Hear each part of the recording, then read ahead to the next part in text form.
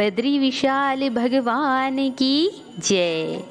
भारतवर्ष के 4 धामों में से एक है श्री बद्रीनाथ धाम, जो कि उत्तराखंड राज्य के चमोली जिले में अलकनंदा नदी के किनारे नर और नारायण 2 पर्वतों के बीच में स्थित है और हिमालय से घिरा हुआ है, जिसके कारण 6 महीने यहाँ के कपाट श्रद्धालुओं के लिए दर्शन हेतु खुले रहते हैं और 6 महीने शीतकाल के दौरान यहाँ के कपाट बंद रहते हैं। मान्यता है कि श्री बद्रीनाथ धाम के दर्शन से मनुष्य के सभी पाप नष्ट हो जाते हैं। नमस्कार, स्वागत है आपका एक बार फिर से नीलम ज्ञानवाणी चैनल में। तो आज हम आपके लिए लेकर आए हैं श्री बद्रीनाथ धाम की कथा, जिसे पढ़ने और सुनने मात्र से मनुष्य की सभी इच्छाएं पूर्ण होती हैं और सभी सुखों का भोग करने के पश्चात अंत में बैकुंठ लोक की प्राप्ति होती है। तो कथा बहुत ही सुंदर है, इसे अंत तक ध्यानपूर्वक अवश्य ही सुनिएगा, जिससे भगवान नारायण आपकी सभी मनोकामनाएं पूर्ण करें और आपको आपके परिवार सहित सुख और समृद्धि प्रदान करें। ऐसी हम भगवान नारायण से प्रार्थना करते हैं। श्रोताओं, कथा आरंभ करने से पहले आप सभी से मेरा निवेदन है कि अगर आपने अभी तक नीलम ज्ञानवाणी चैनल को सब्सक्राइब नहीं किया है तो कृपया इसे आज ही सब्सक्राइब कर लीजिएगा और साथ ही वीडियो को लाइक और शेयर करना बिल्कुल मत भूलिएगा। तो आइए कथा का श्रवण करते हैं। पौराणिक कथा के अनुसार दंबोदर नाम का एक राक्षस था, जो कि सूर्य देव का बहुत बड़ा भक्त था। उसने सूर्य देव की घोर तपस्या करके उन्हें प्रसन्न किया और अमर होने का वरदान मांगा। सूर्य देव ने अमर होने का वरदान देने से इनकार कर दिया। उन्होंने कहा, जिसका जन्म हुआ है उसकी मृत्यु निश्चित है, इसलिए तुम कोई और वर मांगो, मैं तुम्हें वह वर अवश्य दूंगा। उसने भगवान सूर्य देव से एक सहस्त्र कवच देने को कहा और कहा कि मेरा यह कवच वही तोड़ सके जिसने 10,000 वर्ष की तपस्या की हो। सूर्य देव वचनबद्ध थे, तो उन्होंने उसे वरदान दे दिया। सहस्त्र कवच होने के कारण दंबोदर का नाम सहस्त्र कवच पड़ गया। उसके बाद सहस्त्र कवच अपने आप को अमर समझने लगा और उसने तीनों लोकों में उत्पात मचा दिया। उसके उत्पात से पीड़ित होकर सभी देवगण अपनी समस्या लेकर श्री हरि भगवान विष्णु जी के पास पहुंचे। भगवान विष्णु जी ने देवताओं को आश्वासन दिया कि मैं शीघ्र ही इसका कोई उपचार करूंगा। फिर भगवान विष्णु आत्मचिंतन में लीन हो गए कि सहस्त्र कवच का वध कैसे किया जाए। फिर उन्होंने अपनी दिव्य दृष्टि से देखा कि पृथ्वी लोक के हिमालय के केदार खंड में एक ऐसा स्थान है जहाँ पर एक दिन तपस्या करने का फल 10,000 वर्ष के बराबर होता है। अब भगवान नारायण केदार खंड चले गए, तो वहाँ उन्होंने देखा कि भगवान महादेव और माता पार्वती वहाँ पर पहले से ही निवास करते हैं। तो अब उनसे ये जगह कैसे मांगी जाए, इसके लिए भगवान नारायण ने एक लीला रची। वह ऋषि गंगा के समीप जाकर एक शिला में एक छोटे से बालक का रूप लेकर लेट गए और जोर जोर से रोने लगे। उस शिला को लीला ढूंगी के नाम से जाना जाता है। बालक के रोने की आवाज तीनों लोकों में गूंजने लगी। अब देवों के देव महादेव नारायण भगवान की इस लीला को समझ चुके थे, लेकिन जगत माता पार्वती ममता के अधीन होकर ये सब बातें नहीं जान पाई कि ये लीला नारायण भगवान ही रच रहे हैं। माँ पार्वती ममता से विभोर होकर भगवान शिव से कहने लगी, इस प्यारे से बालक को ना जाने कौन यहाँ छोड़ गया है, मुझसे अब इसका रोना देखा नहीं जाता। अगर आपकी आज्ञा हो तो मैं इस बालक को देखाऊं। भगवान शिव, जो भगवान नारायण की लीला को जान चुके थे, इसका आनंद ले रहे थे। फिर उन्होंने माता से कहा, जिसका बालक है वह स्वयं ही ले जाएगा। अगर आपको फिर भी जाना है तो आप बालक को देखकर आ जाओ। माँ पार्वती बालक के पास गई और नारायण भगवान के सुंदर बाल स्वरूप को देखकर उस बालक को गोद में उठाए बिना नहीं रह पाई। बालक भी माता की गोद में जाते ही शांत हो गया।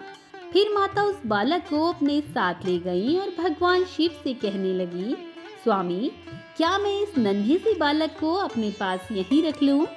महादेव जी जो नारायण भगवान की लीला को देखकर मन ही मन मुस्कुरा रहे थे, माता से बोले, रख लो, पर बाद में पछताना मत। माता ने कहा, यह तो बालक है, इसको अपने साथ रखने से भला पछताना कैसा? और फिर माता उसे अपने साथ ले गई और सुला दिया। अब जब माता पार्वती और भगवान भोलेनाथ जी स्नान ध्यान करने के लिए गए और जब वापस आए तो वे देखते हैं कि जहाँ पर बालक थे वहाँ चतुर्भुजी श्री नारायण भगवान जी हैं। माता ने नारायण भगवान को देखा और कहा, आप यहाँ कैसे और आपके यहाँ आने का कारण क्या है और वह बालक कहाँ है? अब भगवान नारायण मुस्कुराए और बोले, माँ, आपका वो बालक मैं ही हूँ। मैं जग कल्याण हेतु यहाँ ध्यान लगाने आया हूँ। यह स्थान बड़ा ही दिव्य है। जब मुझे यह पता चला कि इस स्थान पर आप रहते हो तो मुझे यह लीला करनी पड़ी ताकि आप स्वयं ही यह स्थान मुझे दे दें और आपने अब यह स्थान मुझे दे दिया है। अब माँ पार्वती और महादेव भगवान ने ये स्थान श्री नारायण भगवान को दे दिया और स्वयं केदारनाथ को चले गए। जिस स्थान से भगवान शिव और माता पार्वती गए उस स्थान को आदि केदारेश्वर के नाम से जाना जाता है। यहाँ आज भी भगवान विष्णु के बाल रूप के पद्म चिन्ह मौजूद हैं। फिर भगवान नारायण ध्यान चिंतन में लीन हो गए। उनके धरती लोक में ध्यान चिंतन में लीन होने के कारण माता लक्ष्मी व्याकुल हो गई। वह सोचने लगी कि मैं प्रभु की सेवा कैसे करूं।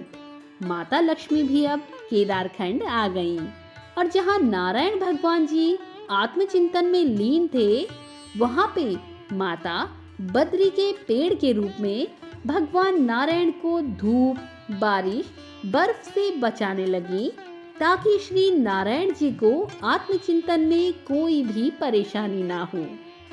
जब भगवान नारायण का ध्यान टूटा तो वह माता लक्ष्मी की सेवा से बहुत प्रसन्न हुए और माता को वरदान दिया कि आपने बद्री के वृक्ष के रूप में मेरी सेवा की है तो मेरा यह प्रिय स्थान बद्री नारायण यानी बद्रीनाथ के नाम से विख्यात होगा और जब कभी भी मेरा नाम लिया जाएगा तो मेरे नाम से पहले आपका नाम लिया जाएगा।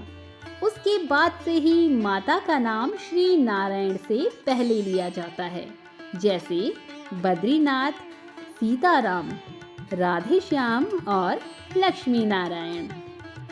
उसके बाद भगवान नारायण ने धर्म और उनकी पत्नी रुचि, जो कि भगवान विष्णु के अनन्य भक्त थे और भगवान नारायण की पुत्र प्राप्ति के लिए तपस्या कर रहे थे, उनके घर में नर नारायण के रूप में अवतार लिया। नर और नारायण अपनी बाल्यावस्था में ही जग कल्याण हेतु अपने माता पिता से आज्ञा लेकर तपस्या करने बद्री का आश्रम आ गए। उसके बाद अलकनंदा के दाईं और बाईं ओर नर नारायण तपस्या करने लगे। जिस पर्वत पर नर ने तप किया उसे नर पर्वत और जिस पर्वत पर नारायण ने तप किया उसे नारायण पर्वत के नाम से जाना जाता है। जब नर और नारायण के तप का प्रभाव तीनों लोकों में फैल गया और उनकी घोर तपस्या का पता जब सहस्त्र कवच को चला तो वह नर और नारायण से युद्ध करने बद्री का आश्रम में आ गया। फिर पहले दिन नारायण ने युद्ध किया और सहस्त्र कवच का एक कवच तोड़ दिया। अगले दिन नारायण तप करने लगे और नर ने उसका दूसरा कवच तोड़ दिया। फिर ये सिलसिला चलता रहा। एक दिन नर तप करते तो उस दिन नारायण लड़ते, अगले दिन नारायण तप करते तो नर लड़ते। ऐसा करते करते सहस्त्र कवच के 999 कवच तोड़ दिए। फिर सहस्त्र कवच डर के भागने लगा और उसका पीछा नर और नारायण करने लगे। सहस्त्र कवच भागता भागता सूर्य देव की शरण में चला गया। सूर्यदेव ने फिर भगवान नारायण से विनती की कि प्रभु, अभी यह मेरी शरण में है और मेरा धर्म है इसकी रक्षा करना, तो आप दया करके सहस्त्र कवच को अभी छोड़ दें। भगवान नारायण ने सूर्यदेव की बात रखते हुए उन्हें कहा कि अभी तो मैं इसे छोड़ देता हूँ, किंतु द्वापर युग में आपको इसे कुंती के आवाहन करने पर अपने पुत्र के रूप में भेजना होगा। उस समय मैं कृष्ण अवतार में रहूंगा और नर अर्जुन के अवतार में। तब इसकी मृत्यु अर्जुन के हाथों से होगी। अब नर और नारायण वापस बद्री का आश्रम आकर तप करने लगे।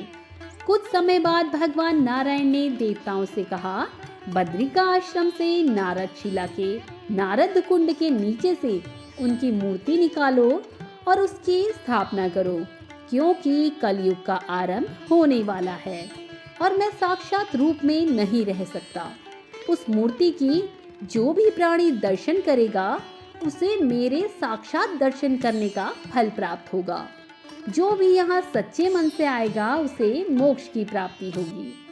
तो बोलिए बद्री विशाल भगवान की जय। तो धर्म प्रेमी भक्तजनों, ये थी श्री बद्रीनाथ धाम की कथा। आपसे निवेदन है कि कमेंट बॉक्स में बद्री विशाल भगवान की जय अवश्य लिखें। तो मिलते हैं अपनी नई वीडियो में नई जानकारी के साथ। तब तक के लिए नमस्कार।